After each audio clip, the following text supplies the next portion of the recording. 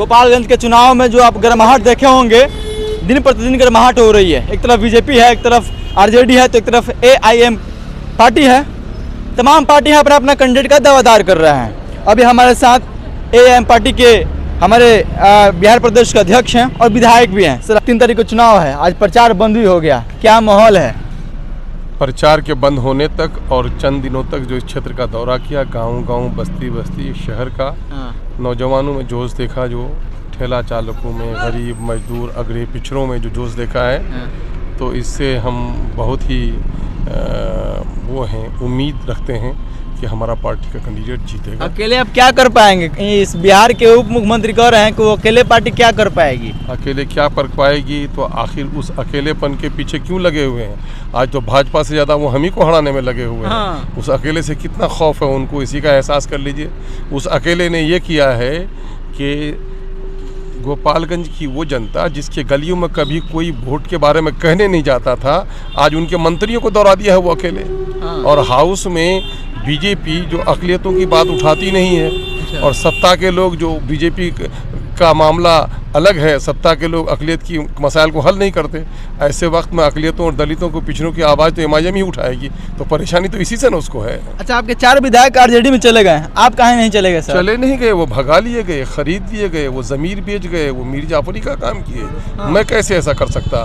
बिहार में कोई ऐसी पार्टी नहीं जो मेरी कीमत लगा सके और कीमत लगाने की हिम्मत भी कर सके।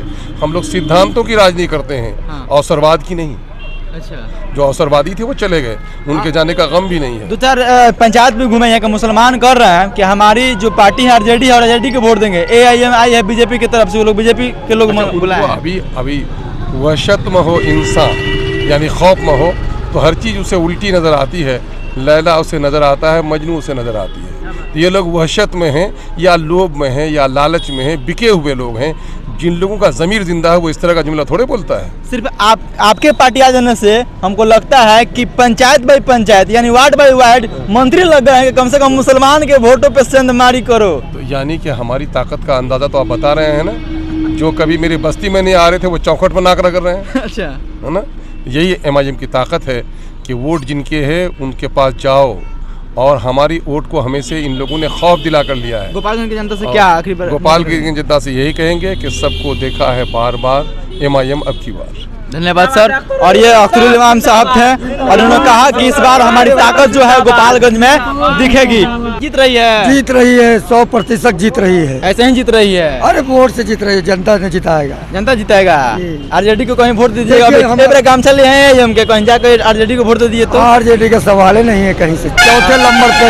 चौथे नंबर पे आरजेडी है, लिख लीजिए। आज गोपालगंज में चौथे नंबर पे आरजेडी है। सफर के धूप में गर्मी से पाँव जल जाते, हमारे जिस्म को ये रास्ते निकल जाते। हमें गोपालगंज की जनता मिल गई वक्त पे, वरना फौज में हैदराबाद निकल जाते। अच्छा, तो एक कयास लगाया जा रहा था कि आपके पार्टी के जो चीफ हैं अवैसी जी, आज उनका आगमन होना तय है। अगर वो आ सकते थे, सुनिए, वो आ सकते थे तो हमको लगता था कि कुछ वोट तो बहुत ज्यादा गड़बड़ा देते। नहीं, वो आए भी नहीं। कि हमारे सदर आ गए, अख्तरुल इमान आ गए, समझ लीजिए वैसे आ गए। अच्छा जी, जीत रही है पार्टी आपकी?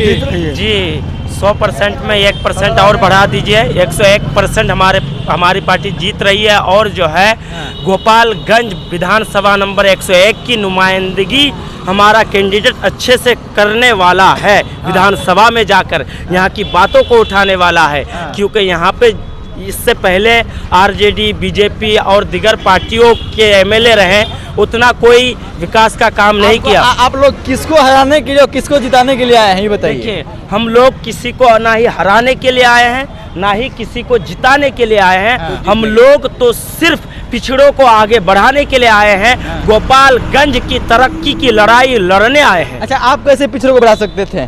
बीजेपी है, हिंदुत्व की राजनीति करती है, आरजेडी है, यादव की राजनीति करती है, आपकी पार्टी है, मुसलमानों की बात करती है, रामविलास की पार्टी है, चिराग पासवान की दलितों की बात करती है। तो सब तो एक एक जात का ठेका लिए हैं, तो आप लोग कहाँ से किसी का विकास कर पाएंगे जी? देखिए 1 मिनट, जिन जातों की वो लोग ठेका लिए हुए हैं, तो वो लोग जो है कहीं ना कहीं जाति और धर्म का चश्मा लगाकर देखते हैं। इस वजह से वो लोग जो अपने अपनी जाति का ठेका लिए हुए हैं, हम लोग ना ही जाति का चश्मा लगाए हुए हैं, ना ही धर्म का चश्मा लगाए हुए हैं। हम लोग तो सारे लोगों को लेकर चलते हैं, हर पिछड़ों को आगे बढ़ाने का काम करते हैं। जिस एरिया का डेवलप नहीं हुआ है उस एरिया में जाते हैं, उस एरिया की आवाज़ को हम लोग पटना तक पहुंचाते हैं और दिल्ली तक पहुंचाने की आवाज़ करते हैं।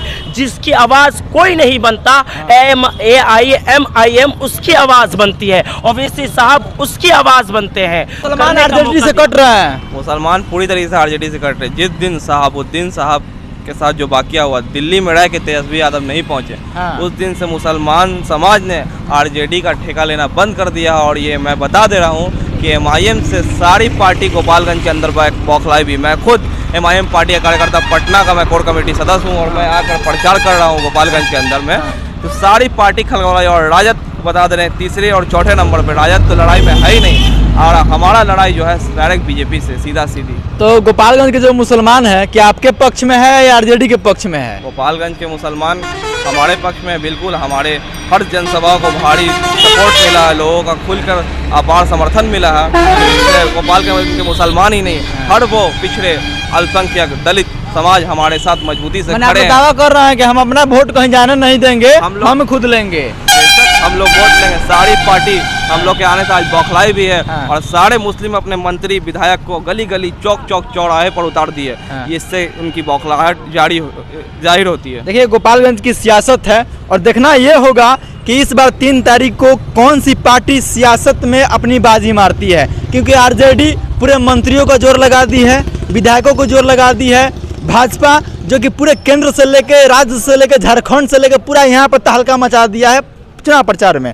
AIM यहाँ इस पार्टी के जो भी उच्च अधिकारी हैं, ये कार्यकर्ता हैं, विधायक हैं, ये भी दमखम लगा दिए हैं। लेकिन जनता किसके साथ जाती है ये तो 3 तारीख और 6 तारीख को बक्सा जब खुलेगा तबे बुझाएगा और तब बुझाएगा कि कौन किसका हक बांट रहा है और कौन किसका वोट काट रहा है।